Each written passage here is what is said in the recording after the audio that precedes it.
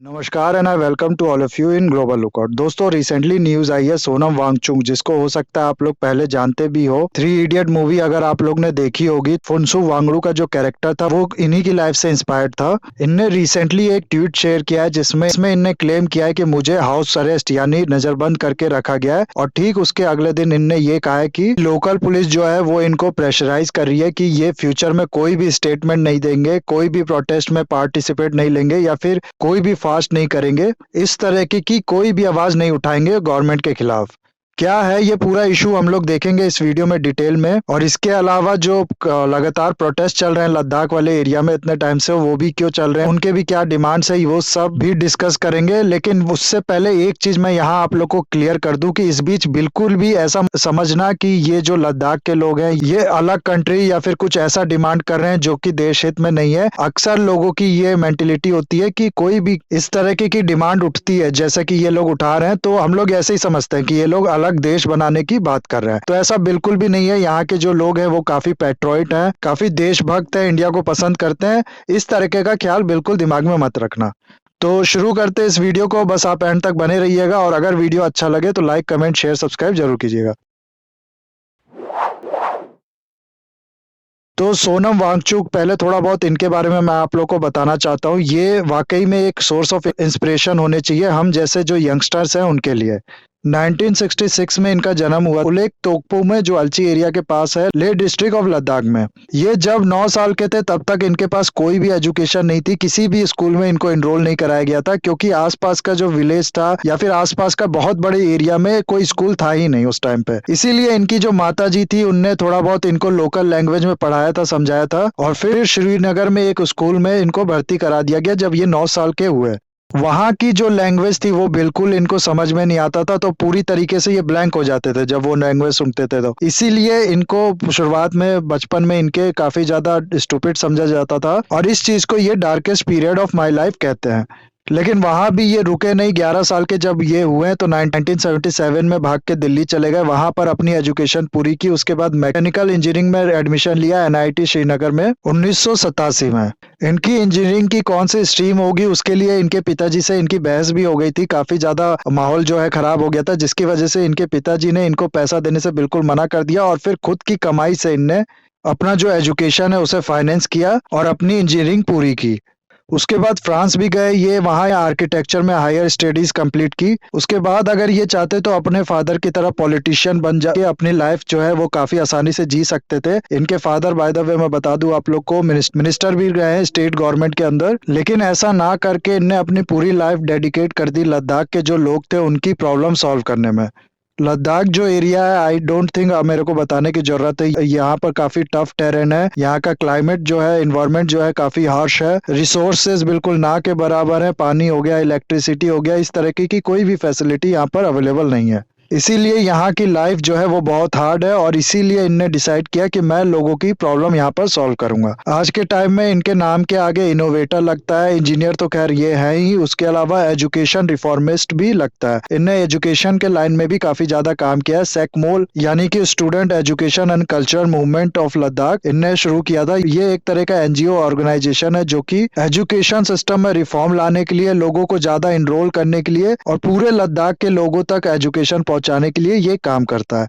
इसका एक कैंपस भी इन लोग ने बनाया है, फेयर रीजन इंडस वैली में। ये जो कैंपस है ये यहाँ पर, जैसे कि मैंने आप लोग को बताया, लद्दाख वाले एरिया में, यहाँ कश्मीर वाले एरिया में इलेक्ट्रिसिटी, पानी, इन सब की बहुत ज्यादा प्रॉब्लम है, क्योंकि ये एरिया कोल्ड डेजर्ट है। पानी का तो बिल्कुल यहाँ पर नामो निशानी नहीं है। पानी की तो यहाँ पर बहुत ज्यादा तकलीफ होती है। इसीलिए इनने क्या किया कि ये जो कैंपस है इसको पूरा बेस्ड कर दिया सोलर पावर पे। इस कैंपस में इलेक्ट्रिसिटी हो गया, हीटिंग हो गया, या फिर किसी भी जरूरत के लिए एनर्जी की अगर रिक्वायरमेंट है तो वो सारी एनर्जी जनरेट होती है सोलर पैनल से। तो इतने चैलेंजेस के बाद भी जो काम नामुमकिन था बिल्कुल वो इनने पूरा कर दिखाया, और इसीलिए इनको काफी ज्यादा अवार्ड भी मिल चुके हैं। और ये जो सेकमोल ऑर्गेनाइजेशन इनने बनाया था, इसकी वजह से मैं कहूंगा एक पूरी तरीके से रिवॉल्यूशन ही आया है एजुकेशन लाइन में लद्दाख में। जहाँ पहले एजुकेशन ना के बराबर थी लोगों में यहाँ पर, वहां पर आज के टाइम में ये बहुत ज्यादा पॉसिबल हो सका है। इसके अलावा और भी कई इनोवेशन इनने की है जिसकी वजह से यहाँ की लोगों की लाइफ जो है वो इजी हो पाई है। आज स्तूपा का इनोवेशन जो, उसका क्रेडिट भी इन्हीं को जाता है। ये आइस स्तूपा बेसिकली कुछ भी नहीं है, ये एक तरीके से जो ग्लेशियर होता है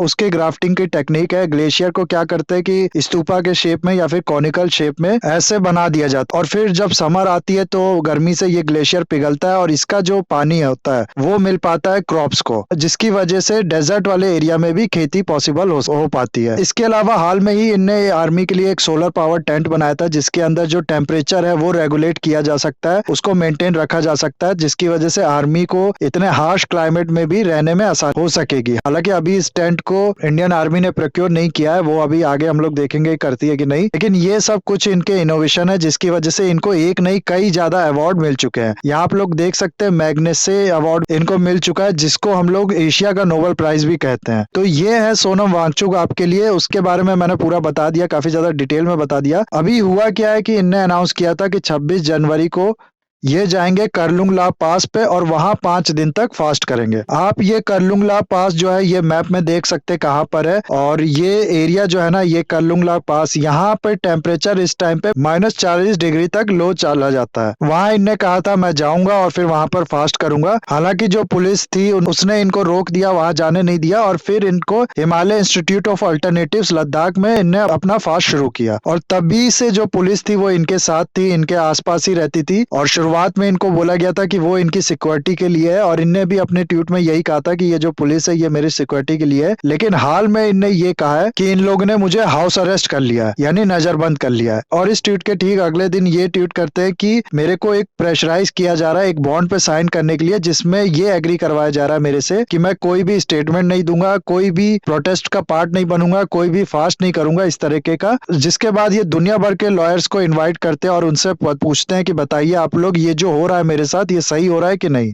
हालांकि पुलिस ने पूरी तरीके से इस क्लेम को नकारा है कि इनको अरेस्ट नहीं किया गया है, खाली इनको प्रोटेक्शन के लिए पुलिस प्रेजेंट है, और पुलिस ने ये भी कहा है कि ये अपनी मर्जी से ये बॉन्ड साइन कर रहे हैं। नाउ मेन सवाल यहाँ पर ये है कि आखिर ये जो फास्ट कर रहे थे सोनम वांगचुक, जिसको 4 दिन हो भी चुके हैं, कल आखिरी दिन है यानी 5वां दिन है, और इनने देश भर के लोगों को भी इन्वाइट किया है कि आप सब भी मेरे साथ कम से कम 1 दिन का फास्ट रखो लद्दाख की प्रोटेक्शन के लिए, जहाँ आप हो वहीं पर रह के। तो आखिर इनके फास्ट का और इनके रिक्वेस्ट का लोगों से जो फास्ट करने के लिए ये लोग ये कर रहे हैं, और जो प्रोटेस्ट हो रहे हैं लद्दाख में, इन सब का रीजन क्या है, क्यों बात इतनी ज्यादा बिगड़ती जा रही है दिन प्रतिदिन। तो देखो ये सब जो हो रहा है ना, इसके कई रीजन है, और ये पूरे प्रोटेस्ट के 4 डिमांड है, जिसके बारे में मैं बताता हूँ आप लोग को। दरअसल हुआ क्या कि आर्टिकल 370 को अबॉलिश किया गया 2019 में, हम लोग को पता है, जिसके बाद जम्मू एंड कश्मीर जो स्टेट हुआ करता था उसको डिसॉल्व करके 2 यूनियन टेरिटरी बनाई गई, एक कश्मीर वाली और दूसरी ये लद्दाख वाली। उसके बाद ये जो लद्दाख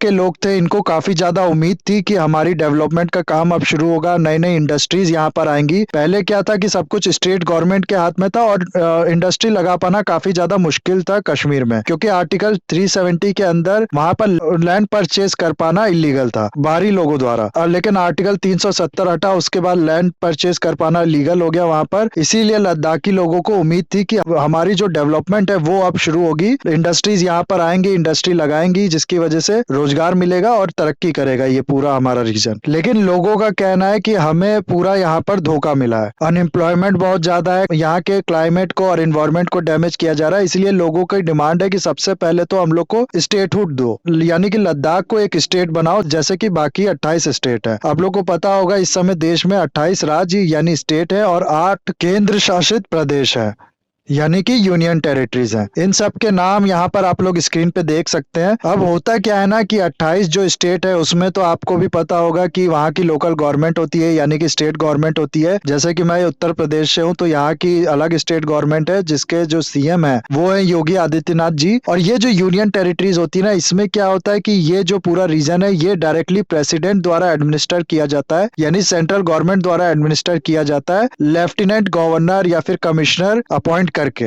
यानी यूनियन टेरिटरीज के लेफ्टिनेंट गवर्नर या कमिश्नर इस तरह की कोई और पोस्ट होती है, और ये सीधे प्रेसिडेंट के अंदर काम करते हैं। अब हुआ क्या है कि ओवर टाइम की ये यूनियन टेरिटरीज में भी 2 तरीके के बन गए हैं। कुछ यूनियन टेरिटरीज हैं जिसकी खुद की भी असेंबली है, यानी खुद की भी गवर्नमेंट है, जैसे कि दिल्ली हो गई, जहां पर आपको पता होगा केजरीवाल सीएम है, और यही मेन कारण भी है दिल्ली और सेंटर के बीच में जो टसल होता है उसका। केजरीवाल जी कहते हैं क्योंकि हमारे पास लोगों का मैंडेट है इसलिए हमारी बात मानी जानी चाहिए, और जो सेंटर है वो कहते हैं कि लेफ्टिनेंट गवर्नर जो है वो सुप्रीम है, क्योंकि दिल्ली जो है वो पूर्ण स्टेट नहीं है, एक केंद्र शासित प्रदेश है। दिल्ली के बाद दूसरा यूनियन टेरिटरी जिसकी असेंबली भी है वो है पुदुचेरी, और इसके अलावा अब कश्मीर जो है वहां पर भी एक असेंबली बनाई जाएगी। तो ये एक्स्ट्रा नॉलेज थी, इससे रिलेटेड नहीं थी, लेकिन मैंने सोचा बता दूं आप लोग को, आपके काम ही आ जाएगी। उसके बाद अब क्या हुआ है कि ये लोग भी, लद्दाख के लोग भी ऐसे ही स्टेटहुड मांग रहे हैं। हमारी अलग से गवर्नमेंट होनी चाहिए, स्टेट गवर्नमेंट होनी चाहिए जो कि हमारे लिए काम करे। इसके बाद दूसरी इनकी डिमांड है कि जो लद्दाख वाला एरिया है इसे 6th शेड्यूल के अंदर प्रोटेक्शन दो। क्या है ये 6th शेड्यूल? दरअसल होता क्या है ना कि हमारे संविधान में आप लोग को पता होगा कि 12 शेड्यूल्ड है, इसमें से 2 शेड्यूल्ड यानी शेड्यूल 5 और शेड्यूल 6 बनाए गए हैं शेड्यूल्ड एरियाज और शेड्यूल्ड ट्राइब जो होते हैं उनके एडमिनिस्ट्रेशन के लिए, जिसमें से शेड्यूल 6 जो है वो 4 स्टेट के लिए स्पेशली बनाया गया, असम, मेघालय, त्रिपुरा, मिजोरम। और शेड्यूल 5 जो है वो बाकी उन एरियाज के लिए जो इन स्टेट्स के बाहर हैं और वहां पर ट्राइबल लोग रहते हैं उनके एडमिनिस्ट्रेशन के लिए बनाया गया है। शेड्यूल 6 के लिए जो प्रोविजन दिया गया है वो आर्टिकल 244 क्लॉज 2 में और आर्टिकल 275 क्लॉज 1 में दिया गया है। इस शेड्यूल के अंदर होता क्या है कि देखो,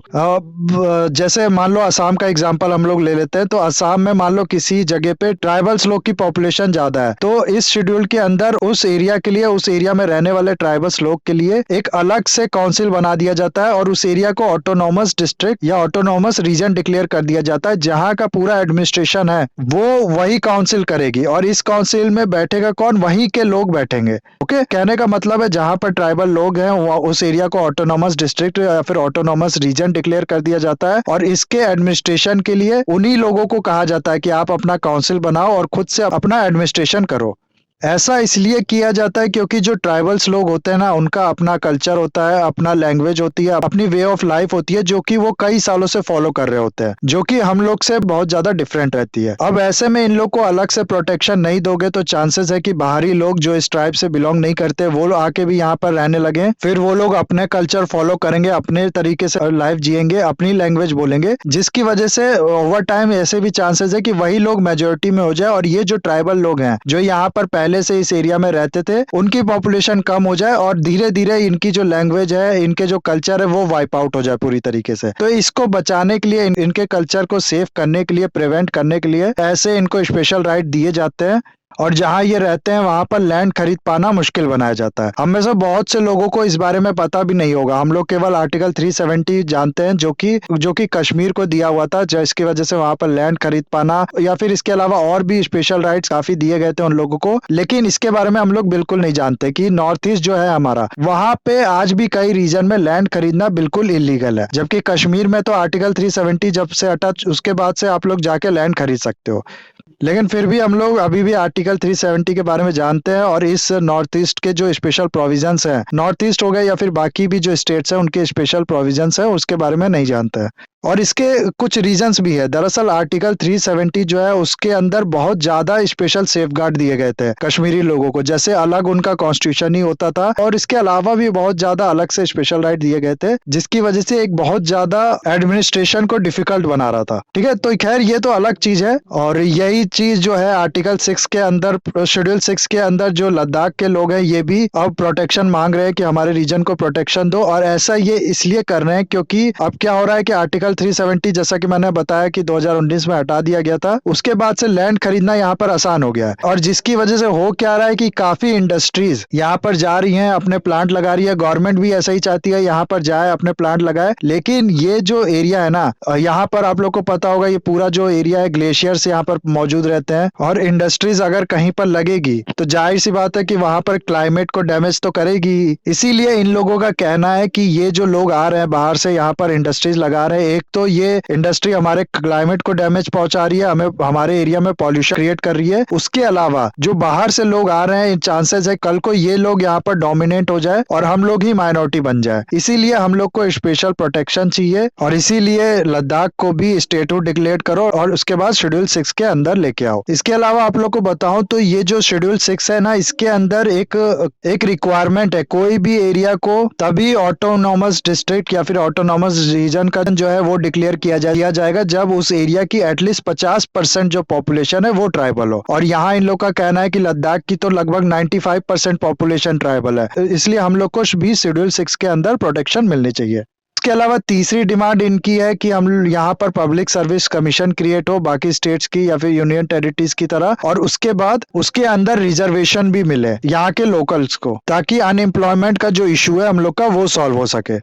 उसके बाद आखिरी डिमांड है इन लोग की लेह और कारगिल से ये दोनों से एक एक पार्लियामेंट्री कॉन्स्टिट्यूंसी बनाओ, यानी कि लद्दाख से पूरे दो कॉन्स्टिट्यूंसी होनी चाहिए पार्लियामेंट में, अभी ये सिर्फ एक है। उसके बाद लास्ट और चौथी डिमांड इन लोग की है कि लद्दाख से दो पार्लियामेंट्री कॉन्स्टिट्यूंसी होनी चाहिए, एक लेह से दूसरा कारगिल से, अभी सिर्फ एक पार्लियामेंट्री कॉन्स्टिट्यूंसी है। तो ये सब है इनकी डिमांड। और गवर्नमेंट की अगर हम लोग बात करें तो उसने हायर पावर कमेटी बनाई थी इसको डील करने के लिए, लेकिन उसमें डिफरेंट स्टेट या फिर 6 शेड्यूल की बिल्कुल बात नहीं की गई थी। इसीलिए जो लोग हैं लद्दाख के वो भी इस कमेटी को पसंद नहीं कर रहे हैं, इसके नाराज है, लेकिन फिर भी डिस्कशन करेंगे वो लोग। उन लोग ने कहा है ऐसा। लोगों का कहना है कि लद्दाख हिल डेवलपमेंट काउंसिल पहले बनाया गया था वो बिल्कुल भी पावरलेस है, उसके पास कोई भी पावर नहीं है, इसलिए हमारे कोई भी डेवलपमेंट का काम या फिर हमारा जो राइट्स या प्रोटेक्शन हम लोग को मिलना चाहिए था वो प्रॉपर मिल नहीं पा रहा है। लेकिन गवर्नमेंट के लिए यहाँ पर बहुत बड़ा डायलेमा है। क्या कि सबसे पहले तो देखो आर्टिकल 370 हटने के बाद ये जो लैंड खरीदना यहाँ पर लद्दाख में आसान हुआ है। अब दोबारा मान लो ये प्रोटेक्शन दे दी जाती है अंडर शेड्यूल 6 ऑफ कॉन्स्टिट्यूशन, उससे फिर कश्मीर में भी लैंड खरीदना मुश्किल हो जाएगा, जिससे पूरा जो डेवलपमेंट का काम शुरू हुआ है इन दो यूनियन टेरिटरीज में वो पूरा रुक जाएगा। साथ ही साथ ये जो लद्दाख है ये चाइनीज बॉर्डर से मिलता है। यहाँ इस एरिया में चाइना बहुत ज्यादा एग्रेशन शो करता है, आप लोग को पता होगा। इसलिए अगर ये सेंटर के हाथ में रहता है तो सेंटर चाइनीज एग्रेशन को इससे और अच्छे से डील कर पाएगी। तो दोनों तरफ की अलग अलग व्यू पॉइंट है और दोनों ही सही है। जो लद्दाख के लोग हैं उनका जो आर्गुमेंट है, उनकी जो डिमांड है वो बिल्कुल जेन्युइन है, उनको वो सारे प्रोटेक्शन मिलना चाहिए जिसकी वो डिमांड कर रहे हैं। और इसीलिए कारगिल डेवलपमेंट अलायंस और एपेक्स बॉडी ऑफ ले, ये दोनों जो ऑर्गेनाइजेशन है, इसके अलावा जितनी भी पॉलिटिकल ऑर्गेनाइजेशन है यहाँ पर बीजेपी को छोड़ के, वो सब इस प्रोटेस्ट में एक साथ खड़ी है, जबकि ऐसा देखने को मिलता नहीं है। कारगिल डेवलपमेंट अलायंस और ले एपेक्स बॉडी ये बहुत कम ही ऐसा होता है जब एक साथ खड़ी होती है। दरअसल कारगिल जो एरिया है ये है मुस्लिम बहुल एरिया, और ये जो ले वाला एरिया है ये बुद्धिस्ट बहुल एरिया है। तो थोड़ा बहुत डिफरेंस इस वजह से भी है, और बाकी भी काफी रीजन है डिफरेंस के। और बाकी जो पूरा मैटर था वो मैंने आप लोग को बता दिया। आई होप ये वीडियो आपको अच्छा लगा होगा। इसे लाइक कमेंट शेयर सब्सक्राइब जरूर कीजिएगा। That's all, have a nice day, take care.